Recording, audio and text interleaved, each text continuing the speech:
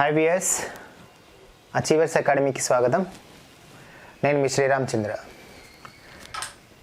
General knowledge పోటీ పరీక్షల కోణంలో ఎలా చదవాలి, ఏమేమి చదవాలి, జనరల్ స్టడీస్కి జనరల్ నాలెడ్జ్కి ఉన్నటువంటి ప్రధానమైనటువంటి తేడా ఏంటి, దాన్ని మనం ఎలా గుర్తుంచుకోవాలి, ఆ తేడాని దృష్టిలో పెట్టుకొని జనరల్ నాలెడ్జ్ పైన మనం ఏ విధంగా పట్టు సాధించాలి అనేది ఈ ప్రత్యేకమైన వీడియోలో మనం తెలుసుకుందాం. జనరల్ నాలెడ్జ్ అనేది ఏ పోటీ పరీక్షకైనా కీలకమైనటువంటి అంశం. మరీ ముఖ్యంగా డిఎస్సి వాళ్ళకి కానీ, కానిస్టేబుల్ ఎస్ఐ వాళ్ళకి కానీ, ఎస్ఎస్సి వాళ్ళకి కానీ, ఎన్టీపీసీ వాళ్ళకి కానీ, ఆర్ఆర్బీ ఎగ్జామ్స్ వాళ్ళకి కానీ, ఇతర గ్రూప్స్ వాళ్ళకి కానీ జనరల్ నాలెడ్జ్ మీద ప్రశ్నలు తప్పకుండా వస్తూ ఉంటాయి. డిఎస్సి వాళ్ళకైతే జనరల్ నాలెడ్జ్ అనే విభాగంలో ప్రత్యేకంగా ప్రశ్నలే ఒక 15 ప్రశ్నలు వచ్చే అవకాశం కూడా ఉంటుంది. మిగతా వాళ్ళకి కూడా జనరల్ నాలెడ్జ్ నుంచి క్వశ్చన్స్ వస్తూ ఉంటాయి. జనరల్ నాలెడ్జ్ని ఆధారంగా చేసుకునే మనం కరెంట్ అఫైర్స్ని చదువుతూ ఉంటామనే విషయం మీరు గుర్తుపెట్టుకోవాలి. మరి జనరల్ నాలెడ్జ్ అనే అంశం ఎలా చదవాలి?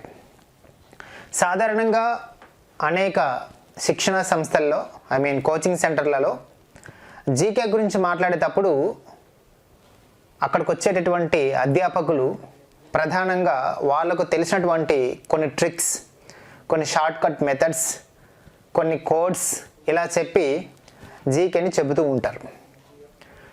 కానీ ప్రస్తుతం ఉన్నటువంటి పోటీ ప్రపంచంలో ప్రశ్నల సరళి మారింది, ప్రశ్నల కాఠిన్యత మారింది, ప్రశ్నల యొక్క డెప్త్ మారింది. కాబట్టి కోడ్స్ని గుర్తుపెట్టుకొని మనము కాన్సెప్ట్ని అర్థం చేసుకోవడం అనేది ఇప్పుడున్న పరిస్థితులలో అది చాలా చాలా తప్పు అంశం. కాబట్టి కోడ్స్ అనేవి, షార్ట్ కట్ మెథడ్స్ అనేవి, ట్రిక్స్ అనేవి ఎక్కడో సమ్వేర్ ఫస్ట్ టైం నేర్చుకుంటున్న వాళ్ళకి, ఫ్రెష్ లెర్నర్స్కి ఎంతో కొంత ఉపయోగపడతాయేమో, కానీ సబ్జెక్ట్ని పూర్తిగా నేర్చుకోవాల్సినటువంటి అవసరం ఉన్నటువంటి అభ్యర్థులకి మాత్రం ఈ కోడింగ్ మెథడ్ అనేది ఏమాత్రం ప్రయోజనకరం కాదు.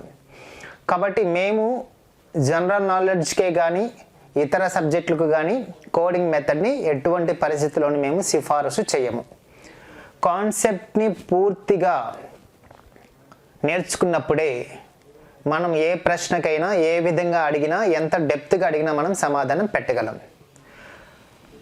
మేము చెప్పేటటువంటి సిఫారసు ఏంటంటే, ఒక కాన్సెప్ట్ని క్లియర్గా, క్లారిటీగా, కాంప్రహెన్సివ్గా చదివినప్పుడు మాత్రమే దానికి సంబంధించిన ప్రశ్న ఏ రూపంలో వచ్చినా మనం ఆన్సర్ చేయగలం. క్లియర్గా, క్లారిటీగా, కాంప్రహెన్సివ్గా నేర్చుకున్నప్పుడు మాత్రమే దాని మీద ప్రశ్న ఏ విధంగా వచ్చినా మనం చేయగలుగుతాం. అలా కాకుండా కోడ్స్ చెప్పడం వల్ల, కోడ్స్ రెఫర్ చేయడం వల్ల అసలు సబ్జెక్ట్ విషయం పక్కకు వెళ్ళే అవకాశం ఉంటుంది. ఎందుకంటే కోడ్స్ చెప్పడం వల్ల ఆ కోడ్ని గుర్తుపెట్టుకోవడానికి మళ్ళీ మనం ఇంకొక స్టోరీనో, లేదంటే ఇంకొక సంఘటననో, ఇంకొక పేరును మనం గుర్తుపెట్టుకోవాలి. దీనివల్ల అసలు సబ్జెక్ట్ మరుగున పడే అవకాశం ఉంటుంది. కాబట్టి సబ్జెక్ట్లోని కాన్సెప్ట్ల కంటే కూడా ఈ కోడ్ల మీద మనం ఎక్కువ దృష్టి పెట్టాల్సిన అవసరం ఉంటుంది. దీనివల్ల సమయం మనకు వృధా అవుతుంది, అదనంగా కష్టపడాల్సి వస్తుంది. దానివల్ల మనకు వచ్చే ప్రయోజనం పెద్దగా ఉండదు, ఏదో 0.00 సంథింగ్ ఉండొచ్చు. కాబట్టి కోడ్స్ వద్దు అని చెప్పేసి పూర్తిగా నేను చెప్పను, కానీ ఫ్రెష్ లెర్నర్స్కి ఎంతో కొంత ఉపయోగపడిన పోటీ పరీక్షల కోణంలో మాత్రం అవి ఏమాత్రం ఉపయోగపడవు. పాఠశాల స్థాయిలో ఉన్న విద్యార్థులకి కోడ్స్ ఉపయోగపడతాయేమో, కానీ పోటీ పరీక్షల కోణంలో చదువుతున్న అభ్యర్థులకి ఈ కోడ్స్ వల్ల పెద్దగా ప్రయోజనం లేదనేది నా సిఫారసు. రైట్. ఇప్పుడు మరి ఈ జనరల్ నాలెడ్జ్ని మనం ఎలా చదవాలి? జనరల్ స్టడీస్కి జనరల్ నాలెడ్జ్కి ఉన్నటువంటి ప్రధానమైనటువంటి తేడా ఏందో మనం గమనిద్దాం. సాధారణంగా జనరల్ నాలెడ్జ్ని మనము 3 అంశాలుగా మనం విభజించుకోవచ్చు.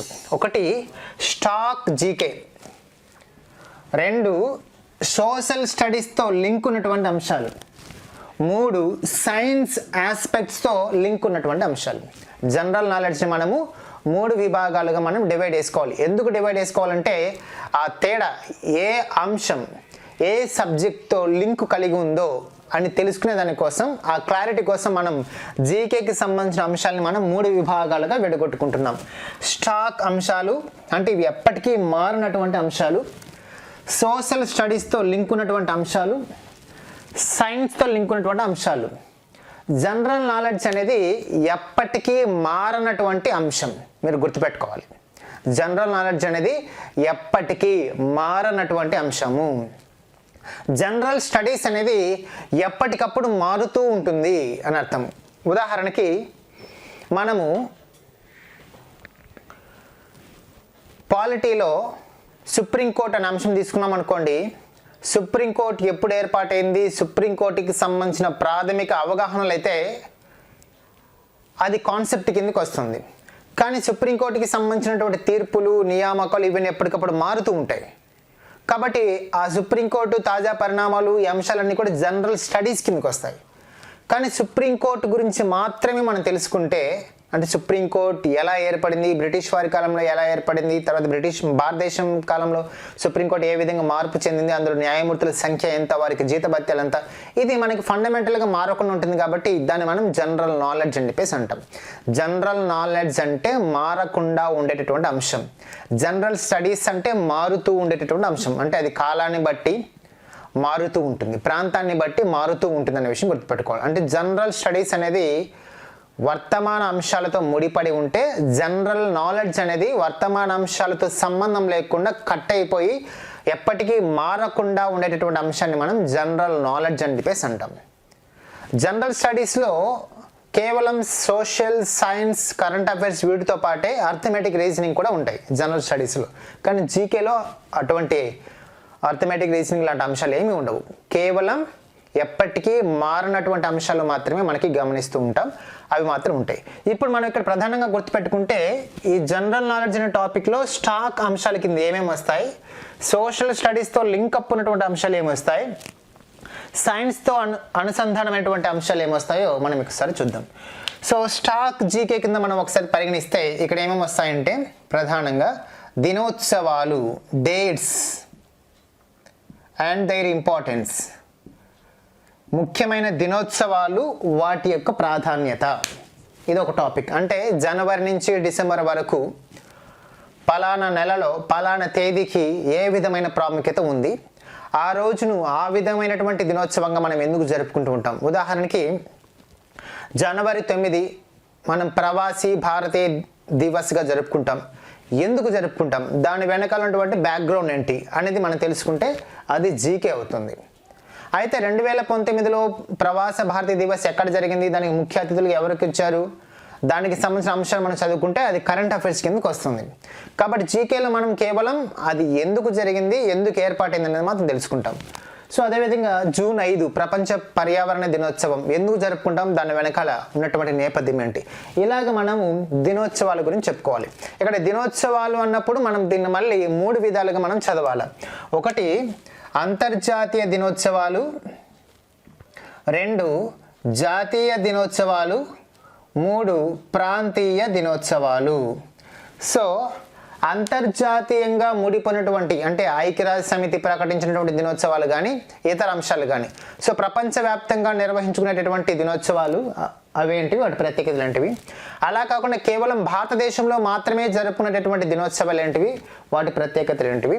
అలా కాకుండా ప్రాంతీయ అంటే మన తెలుగు రాష్ట్రాలలో, ప్రత్యేకించి అటు తెలంగాణ కానీ ఇటు ఆంధ్రప్రదేశ్ కానీ తెలుగు రాష్ట్రాలలో మాత్రమే జరుపుకునే కొన్ని ప్రత్యేక దినోత్సవాలు ఏంటివి అనేది మనం ఇక్కడ తెలుసుకోవాలి. దినోత్సవాలు అనే టాపిక్ మీద ఖచ్చితంగా ఏ పోటీ పరీక్షలోనైనా సరే ఒక ప్రశ్న వచ్చే అవకాశం ఉంటుంది. రీసెంట్గా ఉన్న ట్రెండ్ మనం గమనిస్తే దినోత్సవాలు అవి ఎప్పుడు జరుపుకుంటారు, వాటి వెనక ఉన్నటువంటి నేపథ్యం, ఈ అంశంతో పాటు వాటి యొక్క థీమ్స్ కూడా ఇటీవల కాలంలో ఆడడం ఎక్కువగా జరుగుతుంది. అంటే ఇతివృత్తాలు 2019లో ప్రపంచ పర్యావరణ దినోత్సవాన్ని ఏ ఇతివృత్తంతో జరిపారు, 2019లో ప్రపంచ ధరిత్రి దినోత్సవాన్ని ఏ ఇతివృత్తంతో జరిపారు. ఇలాగ ఇతివృత్తాలు అంటే థీమ్స్ కూడా రీసెంట్ కాలంలో ఎక్కువగా ప్రాచుర్యం పొందాయి. సో వాటి మీద మనం దృష్టి పెట్టుకోవాలి. కాబట్టి డేట్స్ అనేది ఒక స్టాక్ జీకే పాయింట్. రెండవది అవార్డులు అనేది ఎవర్ గ్రీన్ టాపిక్ జనరల్ నాలెడ్జ్లో. ఇక్కడ మళ్ళీ అవార్డులు అనే అంశంలో అంతర్జాతీయ అవార్డులు వస్తాయి, మనకు జాతీయ అవార్డులు వస్తాయి, ప్రాంతీయ అవార్డులు కూడా వస్తాయి. సో ఇక్కడ మనం గమనించినట్లయితే అంతర్జాతీయ అవార్డుల కింద నోబెల్ అవార్డులు వస్తాయి, ఆస్కార్ అవార్డులు వస్తాయి, ఐసీసీ అవార్డులు వస్తాయి, అదేవిధంగా బుకర్ అవార్డులు వస్తాయి. సో ఈ విధంగా రకరకాల అంశాలు ప్రపంచవ్యాప్తంగా ఆర్థిక, సామాజిక, శాస్త్రీయ, సాంకేతిక, క్రీడా, సాహిత్య రంగాల్లో విశేష ప్రతిభ కనబరిచినటువంటి వ్యక్తులకు ఇచ్చేటటువంటి నోబెల్ పురస్కారాలు కానివ్వండి, ఆస్కార్ అవార్డులు కానివ్వండి, అదేవిధంగా ఇతర క్రీడా పురస్కారాలు కానివ్వండి, శాస్త్ర సాంకేతిక పురస్కారాలు కానివ్వండి, ఇలాంటివన్నీ కూడా మనం ఇక్కడ చదవాల్సి ఉంటుంది. ఓకేనా, అది అంతర్జాతీయ అవార్డులు. అదేవిధంగా జాతీయ అవార్డులు మనం ఒకసారి గమనిస్తే జాతీయ అవార్డులలో అంటే మన భారతదేశం, మన భారత ప్రభుత్వం ఇచ్చేటటువంటి సాహిత్య అవార్డులు కానీ, సినిమా అవార్డులు కానీ, శాస్త్ర సాంకేతిక అవార్డులు కానీ, క్రీడా అవార్డులు కానీ, అదేవిధంగా ఇతరత్ర అవార్డులు మన భారతదేశంలో ఉన్నటువంటి Bharat Ratna award, Padma Vibhushan award, Padma Bhushan award, Padma Shri award, అదేవిధంగా జాతీయ చలనచిత్ర అవార్డులు, జాతీయ క్రీడా పురస్కారాలు. సో ఇలాంటి అదేవిధంగా దాదాసాహెబ్ పాల్కే అవార్డులు కానీ, సాహిత్య అవార్డులు కానీ, ఇలాంటివన్నీ జాతీయ స్థాయిలో విశేషమైనటువంటి ప్రాచుర్యం పొందిన అవార్డులన్నీ కూడా మనం ఇక్కడ చదవాలి. అదేవిధంగా ప్రాంతీయ అవార్డులు అన్నప్పుడు అటు తెలంగాణ రాష్ట్రం కానీ, ఇటు ఆంధ్రప్రదేశ్ రాష్ట్రం కానీ, ఆ రాష్ట్ర ప్రభుత్వాలు ఇచ్చేటటువంటి అవార్డులు. ఉదాహరణకి సినిమా రంగాల్లో అయితే నంది అవార్డులు కావచ్చు, రైట్. రీసెంట్గా ఆంధ్రప్రదేశ్ ప్రభుత్వం ప్రవేశపెట్టినటువంటి YSR life time achievement awards కావచ్చు. ఇలాగా రెండు తెలుగు రాష్ట్రాల్లో ఆ తెలుగు రాష్ట్రాల వాళ్ళు ఇస్తున్నటువంటి రాష్ట్ర అవార్డులు ఏవైతే ఉన్నాయో వాటి గురించి కూడా మనం చదువుకోవాలి. సో ఇక్కడ అవార్డుని ఎప్పుడు ప్రారంభించారు, దాని యొక్క నేపథ్యం ఏంటి, అవార్డుని ఏ రంగంలో ఇస్తారు, ఆ అవార్డు యొక్క నగదు పారితోషికం ఎంత, అవార్డుకి సంబంధించిన మొదటి విజేతలు ఎవరు, అంతవరకు చదివితే అది జనరల్ నాలెడ్జ్. అలా కాకుండా 2019లో 2020లో ఆ అవార్డులకు ఎవరు ఎంపికయ్యారు అని అనుకుంటే అది కరెంట్ అఫైర్స్ వస్తుంది. కాబట్టి జనరల్ నాలెడ్జ్ మనం చదివేటప్పుడు కరెంట్ అఫైర్స్తో ముడిపెట్టుకుంటూ చదివితే మనకి ఇంకా ప్రిపరేషన్ అనేది సులభంగా ఉంటుంది. కాబట్టి ఇది రెండవ టాపిక్ అవార్డులు. మూడవ టాపిక్ జనరల్ నాలెడ్జ్లో స్టాక్ అంశాల కింద క్రీడలు, స్పోర్ట్స్. ఇక్కడ మళ్ళీ అంతర్జాతీయ క్రీడలు వస్తాయి, జాతీయ క్రీడలు వస్తాయి, ప్రాంతీయ క్రీడలు వస్తాయి.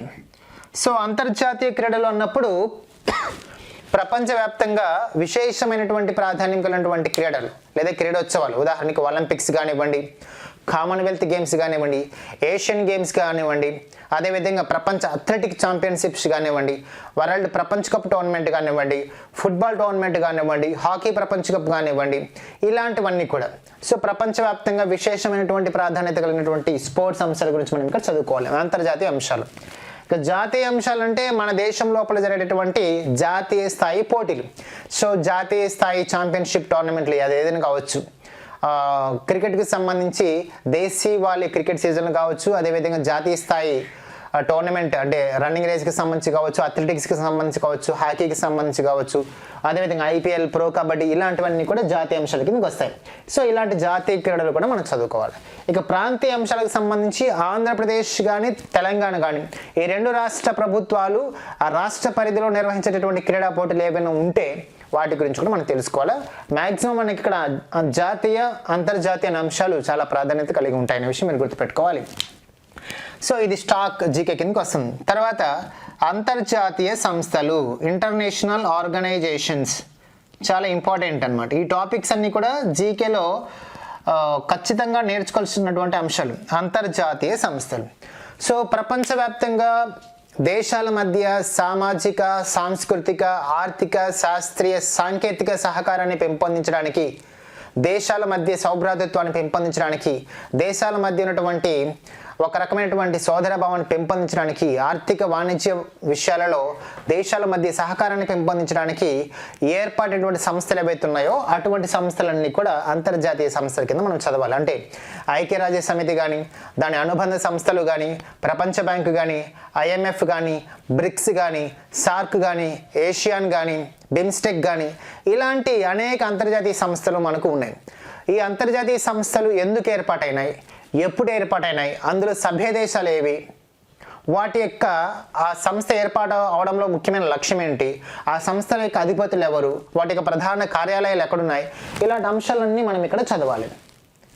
కాబట్టి చాలా ఇంపార్టెంట్ క్వశ్చన్. ఐక్యరాజ్య సమితి కానీ దాని అనుబంధ సంస్థలు కానీ ఇతరత్ర మనం చెప్పుకున్న అంశాలు కానీ. కాబట్టి ఈ టాపిక్ మనం ఇక్కడ చదవాలి.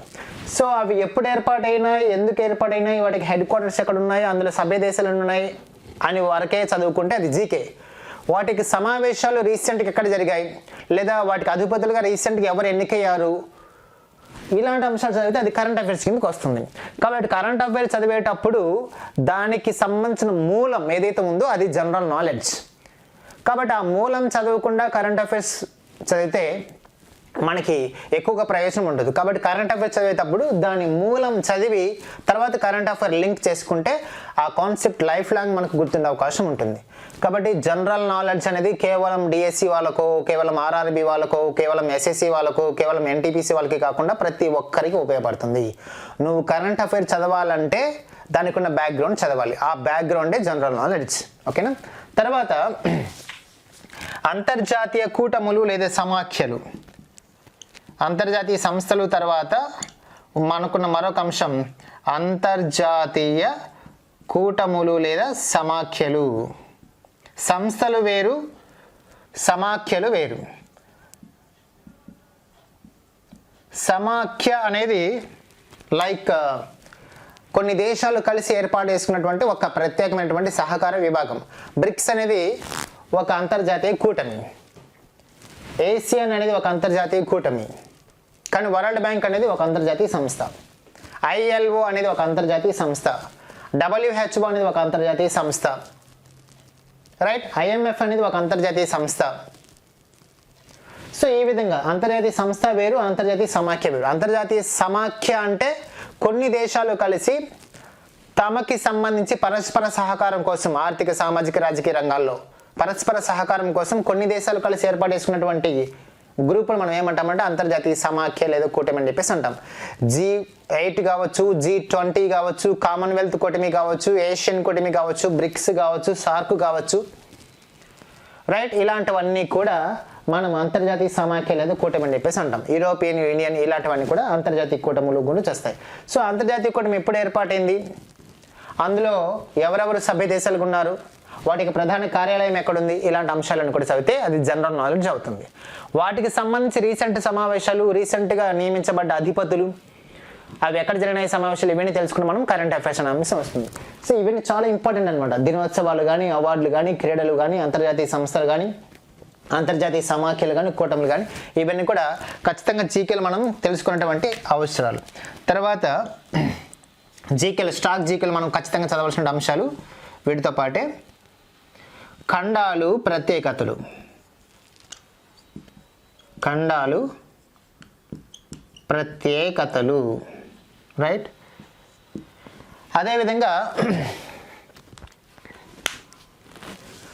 స్టాక్ జీకేకి సంబంధించి అంటే ఏ సబ్జెక్ట్కి సంబంధం లేకుండా ఉన్నటువంటి అంశాలు మనం గమనిస్తే ఖండాలు, వాటి ప్రత్యేకతలు, రైట్.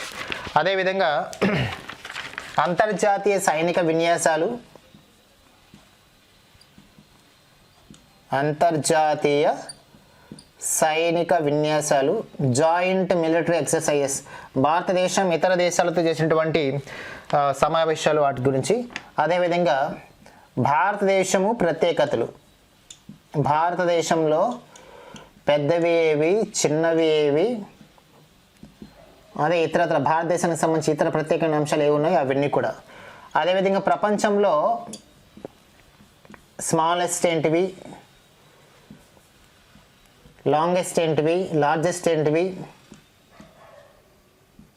నదులకు సంబంధించి కానీ, సముద్రాలకు సంబంధించి కానీ, జలపాతాలకు సంబంధించి కానీ, సరస్సులకు సంబంధించి కానీ, ఎడారులకు సంబంధించి కానీ, ఇలాంటి అంశాలన్నీ కూడా ఇక్కడ మనకి వస్తాయి జీకేలో. అదేవిధంగా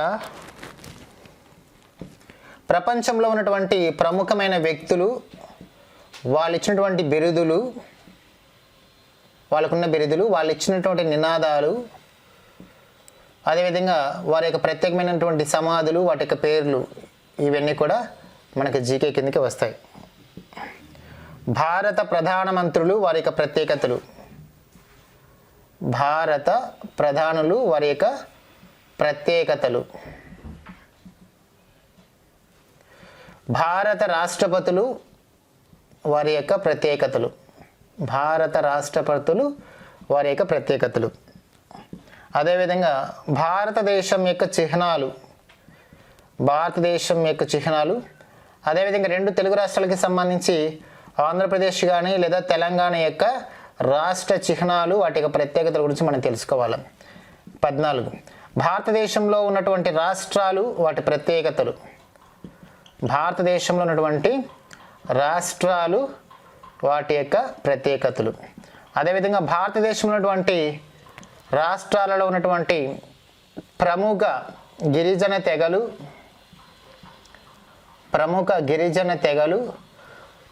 ప్రముఖ క్లాసికల్ డ్యాన్సెస్, నృత్యాలు, పండుగలు, ఇవన్నీ కూడా మనకి ఇక్కడ వస్తాయి. సో ఇక్కడ మనం గమనించినట్లయితే ఇవి ఖచ్చితంగా మనం చదవాల్సినటువంటి అంశాలు జీకేలు, స్టాక్ జీకేలు.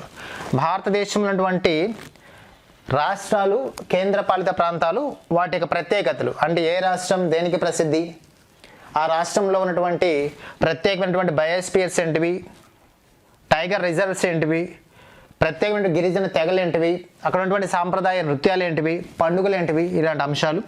భారతదేశంలో ఉన్నటువంటి ఆంధ్రప్రదేశ్, తెలంగాణ చిహ్నాలు కానీ లేదా భారతదేశం యొక్క చిహ్నాలు కానీ వాటి యొక్క ప్రత్యేకతలు కానీ, భారతదేశంలో ప్రధానులు ప్రత్యేకతలు కానీ, భారత రాష్ట్రపతులు వాళ్ళ యొక్క ప్రత్యేకతలు కానీ, భారతదేశంలో లేదా ప్రపంచంలో ఉన్నటువంటి వ్యక్తులు, బిరుదులు, వారి యొక్క నినాదాలు లేదా భారతదేశానికి సంబంధించినటువంటి ప్రధానమంత్రులు, రాష్ట్రపతులు వారి యొక్క సమాధుల పేర్లు కానీ, ప్రపంచంలో చిన్నవి పెద్దవి కానీ, భారతదేశంలో చిన్నవి పెద్దవి కానీ, అంతర్జాతీయ సైనిక విన్యాసాలు కానీ, ఖండాలు ప్రత్యేకతలు కానీ, అంతర్జాతీయ సమాఖ్యలు కూటములు కానీ, ఇవన్నీ కూడా మనం గుర్తుపెట్టుకోవాలి. సో వీటితో పాటే ఇక్కడ మనం అంతర్జాతీయ సమాఖ్యలు కూటములను చదివే దగ్గర ఒక్కొక్క కూటమిలో ఏ దేశాలు ఉన్నాయని చదివేటప్పుడు ఆ కూటమిలో ఉన్నటువంటి దేశాలు, వాటి యొక్క కరెన్సీలు, వాటి యొక్క క్యాపిటల్స్ కూడా మనం గుర్తుపెట్టుకోవాలి. సో వీటితో పాటే మనం ఇంకా ఏం చదవాలి, దేశాలు, రాజధానులు, కరెన్సీలు. ఇక్కడ ఒక్కొక్క ఖండంలో ఎన్ని దేశాలు ఉన్నాయి, వాటి యొక్క రాజధానులు ఏంటివి, వాటి యొక్క కరెన్సీ ఏంటివి అనైనా చదవచ్చు. లేదా ఇక్కడ మనము అంతర్జాతీయ కూటముల గురించి చదివేటప్పుడు ఒక్కొక్క కూటమిలో ఎన్ని దేశాలు ఉన్నాయి, వాటి యొక్క ముఖ్యమైన వాటి యొక్క రాజధాని ఏంటి, వాటి యొక్క కరెన్సీ ఏంటివి అనేది మనం తెలుసుకోవాలి. కాబట్టి ఇక్కడ దేశాలు, రాజధానులు, కరెన్సీ అనే దాని మీద మనకి ఖచ్చితంగా ఒక క్వశ్చన్ వచ్చే అవకాశం ఉంటుంది. కాబట్టి ఈ దినోత్సవాలు కానీ, అవార్డులు కానీ, క్రీడలు కానీ, అంతర్జాతీయ సంస్థలు కానీ, అంతర్జాతీయ సమాఖ్యలు కానీ, ఖండాలు ప్రత్యేకతలు కానీ, అంతర్జాతీయ సైనిక విన్యాసాలు కానీ, భారతదేశంలో ప్రముఖమైనవి, ప్రపంచంలో ప్రముఖమైనవి, వ్యక్తులు, వారి యొక్క ప్రత్యేకతలు, భారత ప్రధానులు, భారత రాష్ట్రపతులు, భారతదేశం చిహ్నాలు, అదేవిధంగా రాష్ట్రాలు ప్రత్యేకతలు, భారతదేశంలో ప్రముఖ గిరిజన తెగలు, నృత్యాలు, ఇలా పండుగలు. ఇవి స్టాక్ జీకేలో వాటితో పాటు కరెన్సీ అంటే దేశాలు, రాజధానులు, కరెన్సీలు. ఇవి ఖచ్చితంగా మనం స్టాక్ జీకేలో చదవవలసినటువంటి అంశాలు. ఇవన్నీ చదివిన తర్వాత వీటికి లేటెస్ట్గా కరెంట్ అఫైర్స్ ఉంటాయి. ఆ కరెంట్ అఫైర్స్ మనము లింకప్ చేసుకొని కనుక చదివితే కంప్లీట్గా మనకి కరెంట్ అఫైర్స్ మీద సమగ్రమైనటువంటి పట్టు మనకు వస్తుంది. ఉదాహరణ ఇక్కడ మనం చూస్తే అవార్డులు, నోబెల్ అవార్డ్స్. నోబెల్ అవార్డ్స్ 2019 గురించి మనం చదివే ముందు నోబెల్ అవార్డులు అంటే ఏంటివి, అవి ఎందుకు ప్రారంభించారు, ఎన్ని రంగాల్లో ఇస్తారు, ఎంతమందికి ఇస్తారు, వాటి యొక్క నగదు పారితోషికం ఎంత, భారతీయులకు ఎంతమందికి వచ్చే ఇప్పటి వరకు, 2019లో ఎవరికి ఇచ్చారు అని చదువుకుంటే ఆ సీక్వెన్స్ కనుక ఒకసారి చదివితే ఇక నోబెల్ అవార్డ్స్ మీద మనకి ఎక్కడికి వెళ్ళినా కాన్సెప్ట్ అనేది మర్చిపోకుండా ఉంటాం.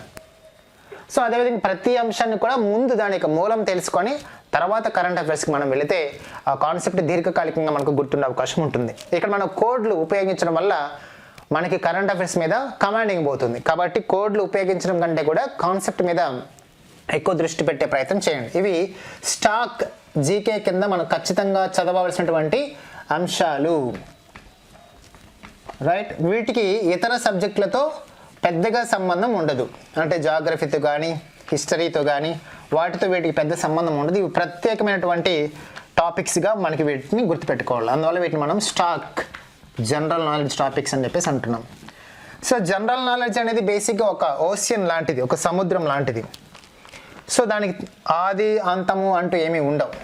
దాని యొక్క డెప్త్ కూడా మనము ఊహించలేం. కాబట్టి జనరల్ నాలెడ్జ్ అనేది ప్రపంచమంత విజ్ఞానం. మరి అంత ప్రపంచమంత విజ్ఞానాన్ని మనము సాధించడము లేదా సంపాదించుకోవడం అనేది అసాధ్యం కాకపోయినప్పటికీ కొంచెం కష్టమైనటువంటి వ్యవహారం. కానీ పోటీ పరీక్షల కోణంలో ప్రశ్నపత్ర ట్రెండ్ని మనం గమనించినప్పుడు ఏ విభాగాలను మనం ఖచ్చితంగా అధ్యయనం చేయాలనే దాని మీద ఒక అవగాహన వస్తుంది. ఆ అవగాహన ప్రకారం ఈ టాపిక్స్ మనం ఖచ్చితంగా అధ్యయనం చేయాలి. ఇక సోషల్ స్టడీస్తో లింకప్ అయినటువంటి జనరల్ నాలెడ్జ్ టాపిక్స్ ఏంటి మనం చూద్దాం. సోషల్ స్టడీస్తో అంటే సోషల్ స్టడీస్లో మనకి ఏమేమి ఉంటాయి? భూగోళ శాస్త్రం ఉంటుంది, చరిత్ర ఉంటుంది, అర్థశాస్త్రం ఉంటుంది, పౌరశాస్త్రం ఉంటుంది, Geography, history, civics and economics ఉంటుంది. ఈ 4 అంశాలతో ముడిపడినటువంటి స్టాక్ జీకే అంశాలు ఏమి ఉన్నాయో మనం ఒకసారి చూద్దాం. ఆ కాన్సెప్టు, దాని మీనింగు, దాని యొక్క ఎక్స్ప్లెనేషను, దాని యొక్క ఎగ్జాంపుల్స్ ఇవన్నీ చదువుకుంటూ పోతే అది జనరల్ స్టడీస్ అవుతుంది. అలా కాకుండా కేవలం ఆ టాపిక్, ఆ కాన్సెప్ట్ అంటే ఏమిటి, దాని యొక్క ప్రత్యేకత ఏంటి అని మాత్రమే గుర్తుపెట్టుకుంటే అది జనరల్ నాలెడ్జ్ అవుతుంది. కాబట్టి సోషల్ స్టడీస్కి సంబంధించి ఇక్కడ మళ్ళీ మనము 4 విభాగాలు మనకు ఉన్నాయి. ఆ 4 విభాగాలలో ఒకటి జియోగ్రఫీ, భూగోళ శాస్త్రం, 2 హిస్టరీ,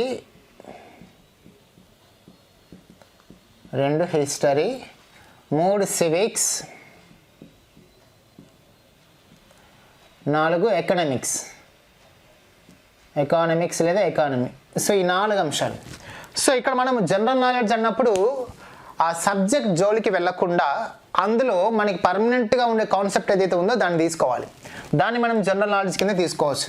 జియోగ్రఫీ కింద మనకి పర్మనెంట్గా ఉండే టాపిక్స్ ఏంటంటే ఒకటి మన విశ్వం, దాంట్లో ఉన్నటువంటి సౌర కుటుంబం లేదా గ్రహాలు. సో మనకున్నటువంటి సౌర కుటుంబ వ్యవస్థలో ఉన్నటువంటి గ్రహాలు అవి ఎలా ఏర్పడ్డాయి, ఎందుకు ఏర్పడ్డాయి, అవి ఏ పదార్థాలతో నిర్మితమైన, ఇది మనకు అనవసరం, అది సబ్జెక్ట్లో వస్తుంది. కానీ ఇక్కడ మనం ఏం గుర్తుపెట్టుకోవాలా? కేవలం గ్రహాలు, వాటి యొక్క ప్రత్యేకతలు. బుధుడు ఆ గ్రహం అనగానే మనకి దానికి ప్రత్యేకతలు ఏం గుర్తు రావాలా? శుక్రుడు, భూమి, ఇలాగా ఒక్కొక్క గ్రహానికి సంబంధించిన ప్రత్యేకతలు మనం గుర్తుపెట్టుకుంటే చాలు. సో మన విశ్వం, గ్రహాలు అనేది. అదేవిధంగా భారతదేశం భౌగోళిక స్వరూపాలలో చిన్నవి పెద్దవి గుర్తుపెట్టుకోవాలి. సో ఇక్కడ మనకి భారతదేశంలో చిన్న నది ఏది, పెద్ద నది ఏది, భారతదేశంలో చిన్న సరస్సు ఏది, పెద్ద సరస్సు ఏది, భారతదేశంలో చిన్న ప్రాజెక్ట్ ఏది, పెద్ద ప్రాజెక్ట్ ఏది, ఈ విధంగా మనము జియోగ్రఫికల్గా సంబంధించి భారతదేశంలో మనం చిన్నవి పెద్దవి ఇవి మనం గుర్తుపెట్టుకోవాలి. వాటితో పాటే భారతదేశంలో ఉన్నటువంటి నేషనల్ పార్క్స్, జాతీయ పార్కులు ఏవి, నేషనల్ పార్క్స్, అదేవిధంగా టైగర్ రిజర్వ్స్, భారతదేశంలో ఉన్నటువంటి టైగర్ రిజర్వ్ మొత్తం ఎన్ని ఉన్నాయి, ఫస్ట్ది ఎప్పుడు ఏర్పాటైంది, లాస్ట్ది ఎప్పుడు ఏర్పాటైంది, మొత్తం ఎన్ని ఉన్నాయి, ఏ రాష్ట్రంలో ఏది విస్తరించింది, మొత్తం ఎన్ని పులులు ఉన్నాయి, ఇలాంటివన్నీ గుర్తుపెట్టుకోవాలి. అదేవిధంగా బయోస్పియర్స్ ఇతర వన్యప్రాణి సంరక్షణ కేంద్రాలు అంటే ఎలిఫెంట్ రిజర్వ్స్ కానీ, వైల్డ్ లైఫ్ శాంక్చురీస్ కానీ, లేదా బర్డ్ శాంక్చురీస్ కానీ, ఇలాంటివన్నీ కూడా ఇవి గుర్తుపెట్టుకోవాలి. ఇవి ఖచ్చితంగా వీటి మీద ఏదో ఒక ప్రశ్న వచ్చే అవకాశం ఉంటుంది. బయోస్పియర్స్ మీద కానీ, టైగర్ రిజర్వ్స్ మీద కానీ, నేషనల్ పార్క్స్ మీద కానీ, ఇతర వైల్డ్ లైఫ్ శాంక్చురీస్ ఏవైతే ఉన్నాయో వాటిని గుర్తుపెట్టుకోవాలి. భారతదేశంలో మొత్తం ఎన్ని నేషనల్ పార్క్స్ ఉన్నాయి, అందులో ఫస్ట్ది ఎప్పుడు ఏర్పడేశారు, రీసెంట్ది ఎప్పుడు ఏర్పడేశారు, ఏ రాష్ట్రంలో ఏ నేషనల్ పార్క్ ఉంది, అక్కడ ఏ జంతువు పరిరక్షించబడుతుంది. అదేవిధంగా భారతదేశంలో టైగర్ రిజర్వ్లు ఎన్ని ఉన్నాయి, ఫస్ట్ది ఎక్కడ స్టార్ట్ చేశారు, రీసెంట్ది ఎక్కడ స్టార్ట్ చేశారు, మొత్తం ఎన్ని టైగర్ రిజర్వ్లు ఉన్నాయి, ఎన్ని పులులు ఉన్నాయి, ఏ రాష్ట్రంలో లేదా ఏ టైగర్ రిజర్వ్లో ఎక్కువ పులులు ఉన్నాయి. సో మనకు సంబంధించి టైగర్ రిజర్వ్కి సంబంధించినటువంటి ప్రాజెక్ట్ ఎప్పుడు తీసుకొచ్చారు, ఇదంతా కూడా మనం చదువుకోవాలి. బయోస్పియర్స్ అంటే ఏంటో ఎప్పుడు స్టార్ట్ చేశారు, మొత్తం ఎన్ని బయోస్పియర్లు ఉన్నాయి, ఏ రాష్ట్రంలో ఎక్కువ ఉన్నాయి, ఏ రాష్ట్రంలో తక్కువ ఉన్నాయి, ఇవన్నీ గుర్తుపెట్టుకోవాలి. సో ఇవన్నీ కూడా మనము స్టార్నెట్ జీకే కింద గుర్తుపెట్టుకోవాలి. భారతదేశంలో ఉన్నటువంటి పార్క్స్, టైగర్ రిజర్వ్స్ ఇవన్నీ కూడా మనకి జియోగ్రఫీ కిందకి మనం గుర్తుపెట్టుకోవాల్సిన వ్యవహారం. ఇక మనము హిస్టరీ చూసుకున్నట్లయితే, హిస్టరీ అంటే మొత్తం మనం ప్రాచీన నాగరికత, అదేవిధంగా ఆధునిక భారతీయ చరిత్ర కానీ లేదా మధ్యయుగ భారతీయ చరిత్ర కానీ, ఇలాంటివన్నీ మనం కాన్సెప్ట్ సబ్జెక్ట్ వెళ్లకుండా అది చరిత్ర పూర్తిగా వస్తుంది. కానీ అందులో ప్రధానమైనటువంటి సంఘటనలు మనం గుర్తుపెట్టుకోవాలి. ముఖ్యంగా ఇక్కడ మనం ఏం గుర్తుపెట్టుకోవాలంటే భారతదేశ చరిత్ర చారిత్రక పరిణామ క్రమం సంఘటనలు చారిత్రక పరిణామ క్రమం సంవత్సరాలు గుర్తుపెట్టుకోవాలి. అంటే సింధు నాగరికత కాడి నుంచి 1947 వరకు ఆ మధ్యలో ఎక్కడెక్కడ ఏ సంఘటనలు జరిగినాయి, ఏ యుద్ధాలు జరిగినాయి, భారతదేశ స్వాతంత్ర ఉద్యమంలో ప్రధానమైన సంఘటనలు ప్రధానమైన ఉద్యమాలు ఏంటివి అవన్నీ కూడా ఇయర్ వైజ్గా రాసుకుంటూ రావాలి. ఇది స్టాండర్డ్ జీకే కిందకి వస్తుంది. అందులో అంటే ఆ యుద్ధాలు ఎవరెవరికి జరిగాయి, అవి ఎలా ఏర్పడ్డాయి, ఇవన్నీ కూడా మనకు అనవసరం. అది ఎక్కడ వస్తుంది, మనకి సబ్జెక్ట్లో వస్తుంది. సబ్జెక్ట్లోకి వెళ్ళిపోతే అది జనరల్ స్టడీస్ అయిపోతుంది. కాబట్టి అవి కాకుండా కేవలం పరిణామ క్రమంలో ఉన్నటువంటి సంఘటనలు మాత్రమే మనం గుర్తుపెట్టుకోవాలి. ఇక్కడ సంవత్సరాలు అనేవి మనకు ప్రధానంగా గుర్తుకొస్తాయి. ఇక జాతీయోద్యమ నాయకులు ప్రత్యేకతలు. జాతీయోద్యమ నాయకులు ప్రత్యేకతల గురించి మనం ఇక్కడ చదువుకోవాలి. అంటే ఇక్కడ గాంధీ గురించి, నెహ్రూ గురించి, పటేల్ గురించి, వారికి రాసిన వారి పుస్తకాల గురించి, వారి యొక్క పత్రికల గురించి, వారి యొక్క బిరుదుల గురించి, వారి యొక్క సమాధుల పేర్ల గురించి, వారు ఇచ్చినటువంటి నినాదాల గురించి మనం ఇక్కడ చదవాలి. అంతేగాని వాళ్ళు చేసిన పోరాటాలు, ఆ పోరాటం యొక్క నేపథ్యాలు ఇవన్నీ మనకు అనవసరం. కేవలం వ్యక్తులు, వారి యొక్క ప్రత్యేకతల గురించి మనం ఇక్కడ చదవవలసినటువంటి వ్యవహారం ఉంటుందన్నమాట. సో అదేవిధంగా ఇవి మన హిస్టరీ గురించి ఈ పాయింట్లు సరిపోతాయి జీకేలో. ఇక సివిక్స్ అంటే పాలిటీకి సంబంధించి ఇక్కడ మనం ఏం గుర్తుపెట్టుకోవాలంటే రాజ్యాంగం, అందులో కాన్సెప్ట్ మనకు అనవసరం జీకేలో. బట్ ఏం గుర్తుపెట్టుకోవాలంటే రాజ్యాంగం, దానికి సంబంధించిన ఆధారాలు, రైట్, రాజ్యాంగం ముఖ్యమైనటువంటి ఆర్టికల్స్, రాజ్యాంగంలో ఉన్నటువంటి ముఖ్యమైనటువంటి రాజ్యాంగ సవరణ చట్టాలు, ఇప్పటివరకు వచ్చినటువంటి ముఖ్యమైనటువంటి సవరణ చట్టాలు, రాజ్యాంగం వచ్చిన తర్వాత భారత ప్రభుత్వం తీసుకొచ్చినటువంటి ముఖ్యమైన చట్టాలు. ఈ చట్టాలు అనే అంశం మీద కానీ, రాజ్యాంగ సవరణ అనే అంశం మీద కానీ ఏదో ఒక క్వశ్చన్ వచ్చే అవకాశం ఉంటుంది. సో మళ్ళీ పార్టీలోకి వెళ్ళి కాన్సెప్ట్ మనకి అనవసరం. అక్కడ పార్లమెంట్ గురించి కానీ, ఇంకా రాష్ట్రపతి, ప్రధానమంత్రి, ఇంకా రకరకాల వ్యవహారాలు ఉంటాయి పాలిటీలో, అవన్నీ మనకు అనవసరం. ఎక్కడ అనవసరం, జీకేలో అనవసరం. జీకేలో మనం ప్రధానంగా గుర్తుపెట్టుకోవాలి రాజ్యాంగము, దానికి సంబంధించిన బేసిక్స్. రాజ్యాంగం, ఏ రాజ్యాంగం చిన్నది, ఏ రాజ్యాంగం పెద్దది, ఏది లిఖిత రాజ్యాంగం, ఏది అలిఖిత రాజ్యాంగం, భారతదేశం యొక్క రాజ్యాంగానికి ఏమేమి ఆధారాలుగా ఉన్నాయి, రాజ్యాంగంలో మొత్తం ఆర్టికల్స్ ఎన్ని ఉన్నాయి, అందులో ముఖ్యమైన ఆర్టికల్స్ ఏం చెప్తాయి, అదేవిధంగా ఇప్పటివరకు ఎన్ని రాజ్యాంగ సవరణ చట్టాలు తీసుకొచ్చారు, వాటికి ముఖ్యమైన ప్రాధాన్యతలు, భారత ప్రభుత్వం తీసుకొచ్చినటువంటి చట్టాలు, ఈ అంశాలను కూడా మనం ఇక్కడ స్టాండర్డ్ జీకేలో గుర్తుపెట్టుకుంటే సరిపోతాయి. ఇక ఎకనామిక్స్లో మనం ప్రధానంగా ఇక్కడ గుర్తుపెట్టుకోవాల్సింది, జనరల్ నాలెడ్జ్లో ఎకనామిక్స్ పరంగా చాలా తక్కువ అంశాలు ఉంటాయి. అదంతా కూడా సబ్జెక్ట్ ఎక్కువ ఉంటుంది కాబట్టి జీకే తక్కువ ఉంటుంది. బట్ అందులో మనం ప్రధానంగా గుర్తుపెట్టుకోవాల్సింది బ్యాంకింగ్ వ్యవస్థ గుర్తుపెట్టుకోవాలి బాగా. జనరల్ నాలెడ్జ్లో ఇక్కడ మనం బాగా గుర్తుపెట్టుకోవాల్సింది బ్యాంకింగ్ సెక్టర్ గురించి మనం బాగా గుర్తుపెట్టుకోవాలి. బ్యాంకింగ్ సెక్టర్ భారతదేశంలో ఎప్పుడు ప్రారంభమైంది, అందులో పబ్లిక్ సెక్టర్ బ్యాంక్స్ కానీ, ప్రైవేట్ సెక్టర్ బ్యాంక్స్ కానీ, బ్యాంకులు విలీనం కానీ, రైట్, ఇలాంటి వ్యవహారాలను కూడా మనం అక్కడ గుర్తుపెట్టుకుంటే సరిపోతుంది అనమాట. రైట్. సో ఈ విధంగా ఇలాంటి అంశాలన్నీ కూడా మనకి జాగ్రఫీతో లింక్ అయి ఉంటాయి. కాబట్టి ఈ అంశాలు గుర్తుపెట్టుకున్న తర్వాత జాగ్రఫీ చదివేటప్పుడు, జనరల్ స్టడీస్లో చదివేటప్పుడు, ఆ పాయింట్ ఆఫ్ వ్యూలో చదివేటప్పుడు ఇవన్నీ కూడా మనకి చాలా చక్కగా ఉపయోగపడే అవకాశం మనకి ఉంటుందన్నమాట. కాబట్టి సోషల్ స్టడీస్లో కూడా ఏ అంశాలైతే మారకుండా ఉంటాయో, ఏ అంశాలైతే మనకి శాశ్వతం అని చెప్పేసి మనం భావిస్తామో, ఏ అంశాలైతే మనకి మారకుండా ఉండేటటువంటి నేపథ్యం కలిగి ఉంటాయో అవన్నీ కూడా మనం జీకేగానే మనం భావించాలి. సో ఈ అంశాలు అధ్యయనం చేయడం వల్ల సబ్జెక్ట్ వస్తుంది, అట్ ద సేమ్ టైం మనకి బేసిక్ నాలెడ్జ్ కూడా పెరుగుతుంది అన్నమాట.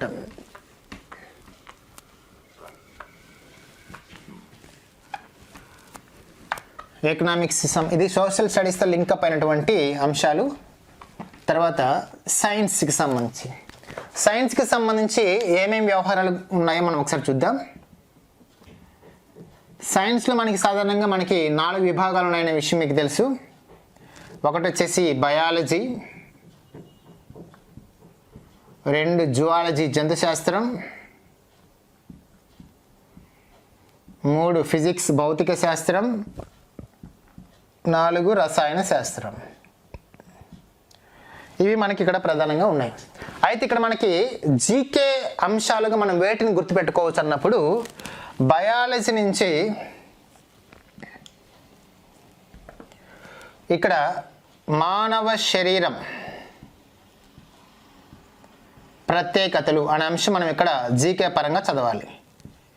అంటే మానవ శరీరంలో ఉన్నటువంటి వ్యవస్థలు ఏంటివి, వాటికి ప్రత్యేకతలు ఏంటివి, అవయవాలు వాటి ప్రత్యేకతలు ఏంటివి, ఇలాంటి అంశాలను కూడా. ఒక్కొక్కసారి మన శరీరంలో ఎన్ని ఎముకలు ఉన్నాయి, ఎన్ని కండరాలు ఉన్నాయి, రైట్.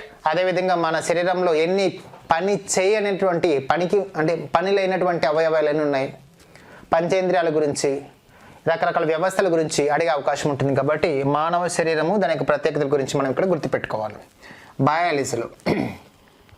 అదేవిధంగా వ్యాధులు అనే టాపిక్ ఎప్పుడు కూడా జీకేలో ఎవర్ గ్రీన్ టాపిక్.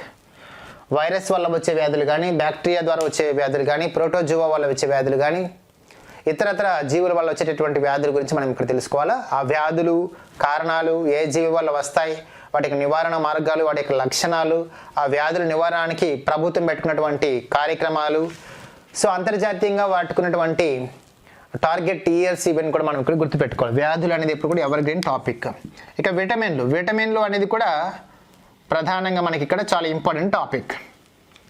సో విటమిన్ల మీద మనకి ఖచ్చితంగా క్వశ్చన్ వచ్చేటటువంటి అవకాశం ఉంటుంది కాబట్టి సో మనం ఇక్కడ ఇవి గుర్తుపెట్టుకోవాలి. ఇక జువాలజీకి సంబంధించి మనకి ఏమొస్తాయంటే జనరల్ నాలెడ్జ్లో మొక్కలు శాస్త్రీయ నామాలు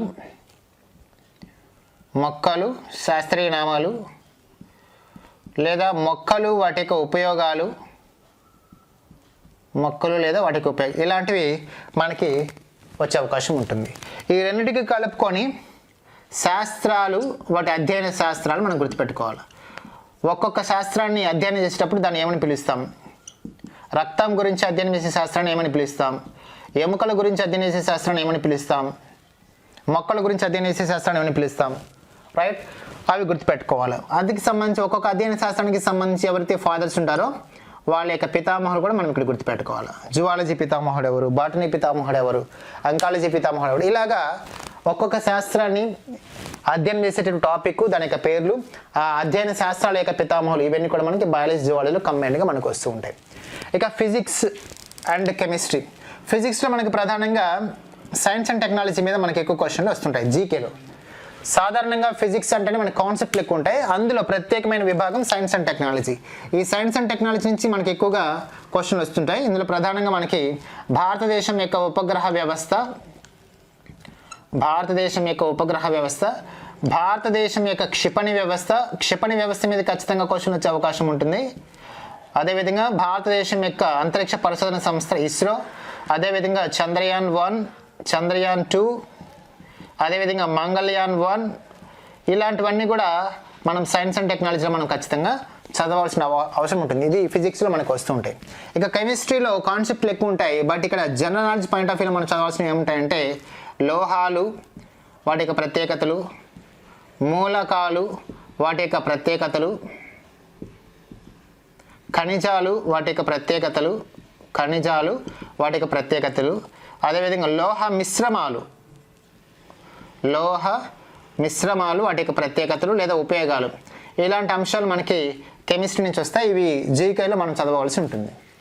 సో ఈ విధంగా మనము స్టాక్ అంశాల్లో కొన్ని, సోషల్ స్టడీస్తో లింకప్ ఉన్న అంశాలను కొన్ని, సైన్స్తో లింకప్ ఉన్న కొన్ని అంశాలు, అంటే ఏవైతే మారకుండా పర్మనెంట్గా ఉంటాయో అటువంటి అంశాలను కూడా మనం ఈ విధంగా తీసుకుంటే సుమారుగా మనకి 50 టాపిక్స్ దాకా జనరల్ నాలెడ్జ్ నుంచి మనకు వచ్చే అవకాశాలు ఉంటాయి. ఓవరాల్గా తీసుకున్నప్పుడు ఇవి మనకి 25 టాపిక్స్. ఈ 25 టాపిక్స్ని మళ్ళీ అందులో ఉన్నటువంటి సబ్ టాపిక్స్ని ఇవన్నీ మనం విడగొట్టుకుంటూ పోతే 50 నుంచి 75 టాపిక్స్ వరకు మనకు వచ్చే అవకాశం ఉంటుంది. ఈ 75 టాపిక్స్ కనుక మనం క్లారిటీగా కాంప్రహెన్సివ్గా మనం చదివినట్లయితే జనరల్ నాలెడ్జ్ ఫండమెంటల్ కమాండింగ్ మనకు వచ్చిన తర్వాత దాన్ని రీసెంట్ అంశాలతో మనం లింకప్ చేసుకుంటే కరెంట్ అఫైర్స్ కూడా మనకి సమగ్రంగా అవగాహనకు వచ్చేస్తుంది. అప్పుడు జీకేతో పాటు కరెంట్ అఫైర్స్ నేర్చుకున్న వాళ్ళం అవుతాం. కరెంట్ అఫైర్స్ నేర్చుకున్నామంటే ఆటోమేటిక్గా అది జనరల్ స్టడీస్ అయిపోతుంది. సో అప్పుడు ఓవరాల్గా మనకి జనరల్ స్టడీస్ మీద మనకి కమాండింగ్ వచ్చే అవకాశం ఉంటుంది. కాబట్టి జనరల్ నాలెడ్జ్ అంటే మీరు ఏం గుర్తుపెట్టుకోవాలంటే కాన్సెప్ట్ యొక్క మూలము అని గుర్తుపెట్టుకోవాలి, అంటే బేసిక్ నాలెడ్జ్. ఆ బేసిక్ నాలెడ్జ్ నుంచి మనము సబ్జెక్ట్ని డెవలప్ చేసుకుంటూ రావాలి.